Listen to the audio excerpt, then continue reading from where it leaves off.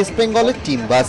প্রথমে যাওয়া বেলতলায়, না সেই ন্যাড়ার গল্প নয়, মোটর ভেহিকলসে বাসের নাম্বার জুটলো আজ। সেখানে আবার কর্মী ধর্মঘট, অনেক কাঠখড় পুড়িয়ে মিলল নাম্বার WB04F2595।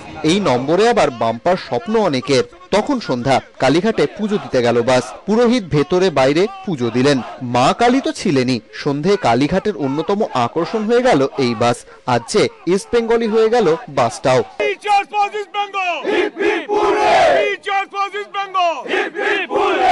বাসের স্টিয়ারিং ধরে আরো একটু প্রফেশনাল হয়ে উঠলো নাকি ইস্ট বেঙ্গল? বাসের সুভাষ অন্তত আসছে না উল্টো দিকের ক্লাব থেকে, সেখানে আবার নেট যুদ্ধ।